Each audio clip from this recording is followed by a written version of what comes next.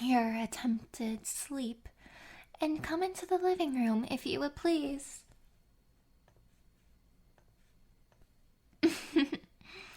You've never seen the likes of me before, have you? You have not seen any of my younger siblings, have you? Nor any of my elder brothers. No, yes. I have quite a lot of siblings. Over 18,000, actually. But enough of that. Here, take a hold of my robe, and we shall be off. It's Christmas morning, of course. Can you not see the smiles on everyone's faces? Clearly, it must be the happiest day of the year.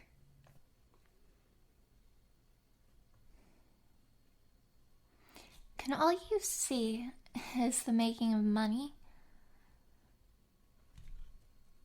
Come now, let me show you beyond this. There is more than simply exchanging money. There is so much more to this day than that. Come, do you recognize this house? Yes, this is the house of one of your faithful workers. One that you don't pay very much. Come, let us go inside. They won't be able to see us, so we will be of no bother.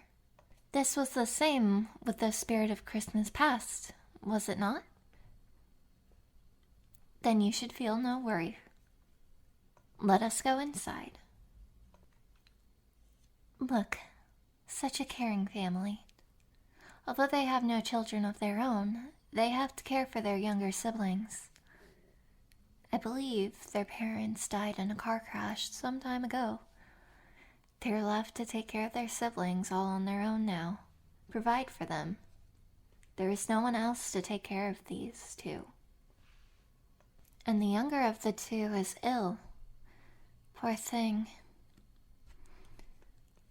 They try to keep up a happy appearance, but it's hard. It's hard on all of them. To see someone you love in such a state, can you not feel empathy for them? Well, yes, to you the child may appear fine, but you never speak to this worker. How would you know truly of their state? Not everything is always as it seems. You should know that by now. There is so much in this world that hides just underneath the surface. With what little you pay them and all the work you give them, they don't have the time nor money to pay hospital bills. They are left simply caring for the child in the home. Yes, there isn't much to eat, is there? But that's all they can afford. And your worker is too kind to take a donation from others who may need it. And they believe there is always someone more needy than they are. At least they have a job and a home. That's more than many people can say. Yes, the closer you look, the more you can tell that this child is sick.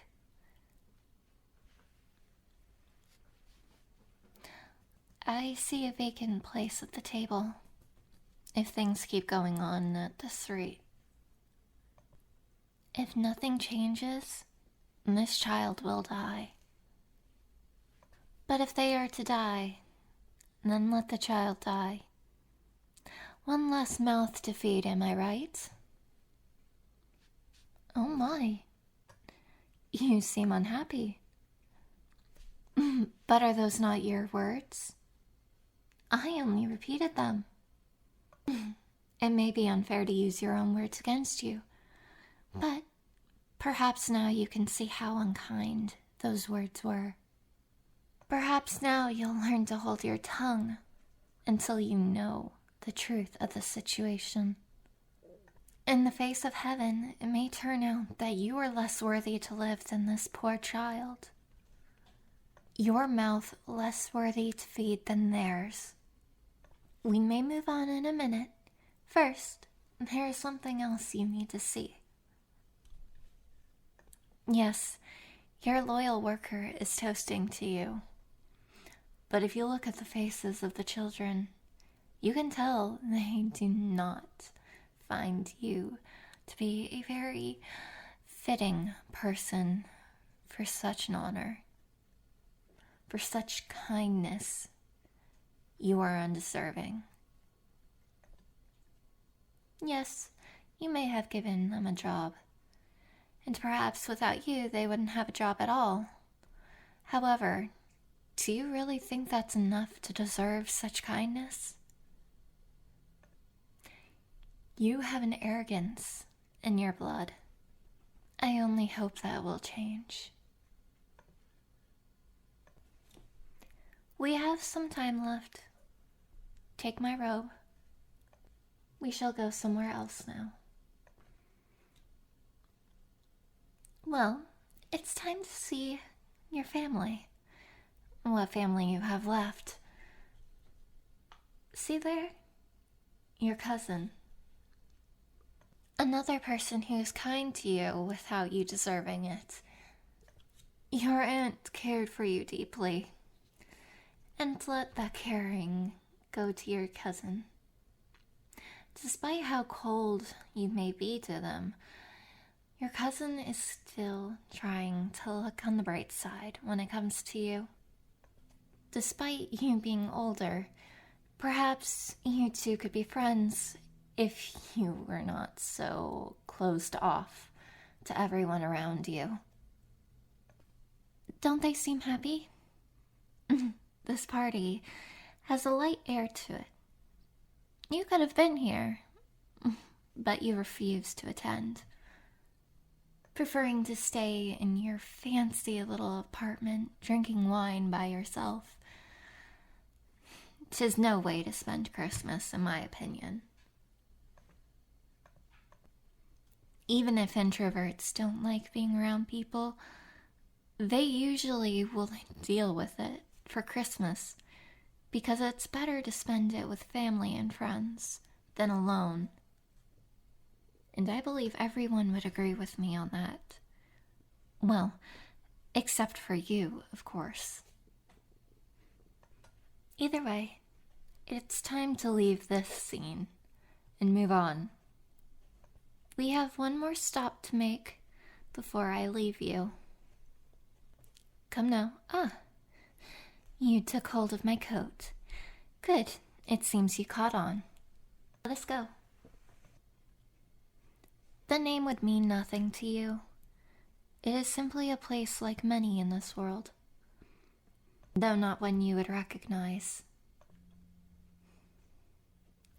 Yes, there may be homeless shelters and things of the like, but have you ever actually visited one? Donating to them doesn't make you an expert on their facilities. What does this have to do with you? Are they not of the human race? Do you look at them as though they are dogs? Look here, under my robe. Why are you turning away? Do not be embarrassed. I'm wearing clothes underneath. Now look. They are children of this world, of everyone who walks among them. Their names are ignorance and want. Beware of them, for upon their brow is written the word of doom. They will bring about the downfall of all who ignore their existence. Are there no workhouses? Are there no prisons? Of course you don't want to see them. I'm not surprised. They are hidden. But just because you cannot see them does not mean they are not alive. They live. They exist.